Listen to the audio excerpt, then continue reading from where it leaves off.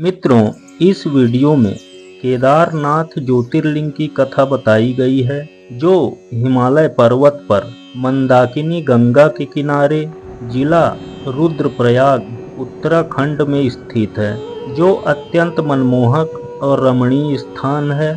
आइए उस कथा पर चलते हैं, जब से केदारनाथ ज्योतिर्लिंग की स्थापना हुई थी। नर और नारायण, जो भगवान विष्णु के ही दो अवतार हैं और भारतवर्ष के बदरिकाश्रम तीर्थ में तपस्या करते हैं, उन दोनों ने पार्थिव शिवलिंग बनाकर उसमें स्थित हो पूजा ग्रहण करने के लिए भगवान शिव से प्रार्थना की थी। शिव जी भक्तों के अधीन होने के कारण प्रतिदिन उनके बनाए हुए पार्थिव लिंग में पूजित होने के लिए आया करते थे। जब उन दोनों को पार्थिव पूजन करते बहुत दिन बीत गए, तब एक समय परमेश्वर शिव ने प्रसन्न होकर कहा, मैं तुम्हारी आराधना से संतुष्ट हूँ, तुम दोनों मुझसे वर मांगो। उस समय उनके ऐसा कहने पर नर और नारायण ने लोगों के हित की कामना से कहा, देवेश्वर, यदि आप प्रसन्न हैं और मुझे वर देना चाहते हैं, तो अपने स्वरूप से पूजा ग्रहण करने के लिए यहीं स्थित हो जाइए। उन दोनों बंधुओं के इस प्रकार अनुरोध करने पर कल्याणकारी शिव हिमालय के उस केदार तीर्थ में स्वयं ज्योतिर्लिंग के रूप में स्थित हो गए।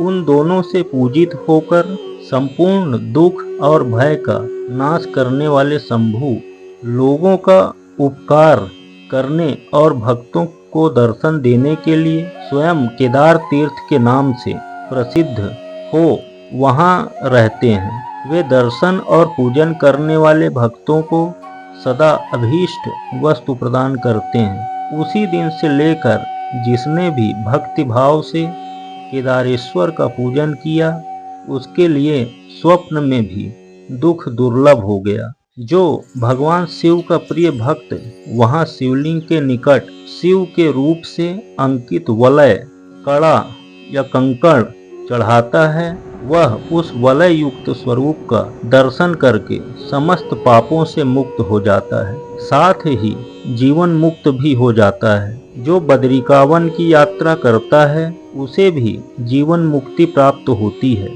नर और नारायण के तथा केदारेश्वर शिव के रूप का दर्शन करके मनुष्य मोक्ष का भागी होता है, इसमें संशय नहीं है।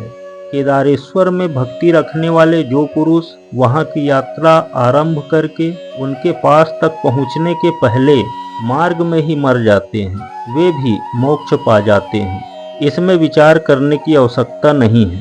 केदार तीर्थ में पहुंचकर वहां प्रेम पूर्वक केदारेश्वर की पूजा करके वहां का जल पी लेने के पश्चात मनुष्य का फिर जन्म नहीं होता।